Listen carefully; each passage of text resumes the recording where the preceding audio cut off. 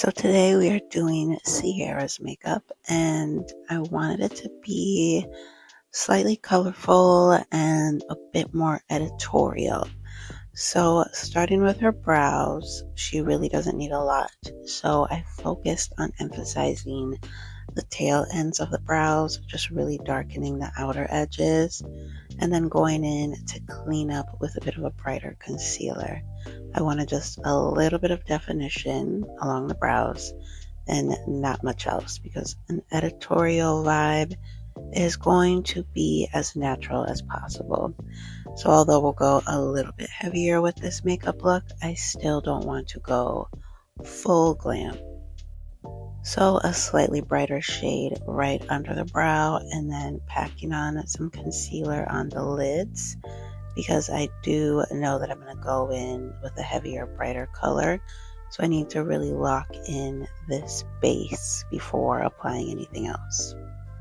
So we've gone all over the lid with concealer. That's brightened and color corrected a little bit. This is also going to help to keep her skin from staining when we go over with bolder colors later. But we also have to set that concealer with a eyeshadow powder that will allow me to build on my base when I go in with my brighter color and not have it crease all up or get muddy.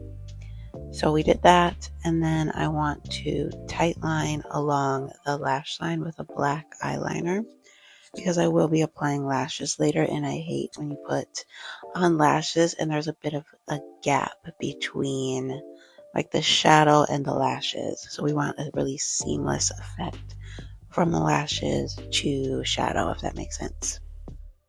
And now we get to the part that's a little bit more fun. I'm going to start from the base of the lid, adding in that pink color and really packing it on the lid area before I start to buff that color up and out into the crease. When you're using a more pigmented color like this, you really want to think about where you want that color to be the heaviest, and that's the general area where you start and then blend. So then I took a cream kind of foil-like pink liquid shadow, and again I started from the lash line, buffing that color upwards. With this type of look, I really want the color to be more like a disbursement pop of color type shit, if you can follow what I'm saying. I want the color to be bold, but I also want it to be very blown out. So I'm being very strategic from where I lay that brush down onto the eye area from where I blend it out. And from there, it's really about just packing on that color where you want to see it, and then blend, blend, blend. Here, I believe I'm taking a bit of a really warm brown tone to blend out that shimmer and color, so it's not so stark when it comes to the placement. So again, lay that color down and then blend, blend, blend, blend, blend like your life depends on it.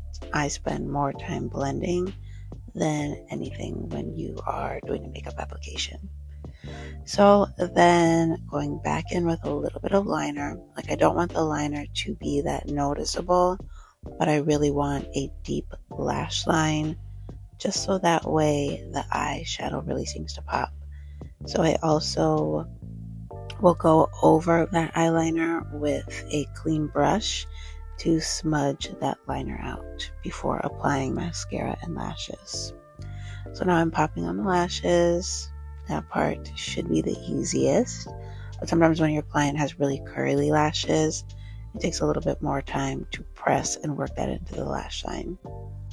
Concealer under the eye. I'm going in with a slightly deeper shade than what we did on the lid, so that way it brightens, but it's still natural.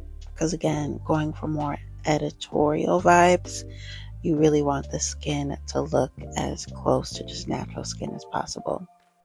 So you can also notice I'm not taking that brush and slapping the product on directly under the eye. I'm going a little bit lower, bringing it up, and then bringing it down. So that way we have a little bit of product underneath the lashes for me to apply the shadow like I'm doing now.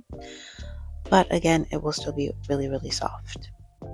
I also just always prefer a slightly darker than skin tone color on the lower lash line and blending that out because I feel like that really finishes off any eye look, natural or bold. And now that the under eye area is done, I'm starting to apply foundation. Now notice it's so soft you can't even really see any big marks as I swipe and apply because her skin is fairly clear. We just almost need like a tint of coverage over that. Contour and bronzer starting along the forehead. I start just a little below the hairline and then blend up and down. So that way, when you apply your product that way, you don't have any like starting points and it's not noticeable on the face. That's how you avoid any unblended areas. And just like with my contour on the cheek, I start right back into the hairline, right at that, like above the ears. Blend it forward, then work it back, and again up and down to avoid any lines. So a soft contour on the nose as well, just a touch of color to add some definition, but I'm not really trying to change her face shape in any way, shape, or form. So again, apply that on and then blend, blend, blend, down and out. Coming in with a liquid blush, just lightly applying on the upper cheekbones, apple of the cheek, working that. Again, everything is up and out, blend, blend, blend, and really pushing this into the skin. Then I am going to take a lighter powder that is really close to her skin tone, especially in the center of the face, and pack that on in those areas.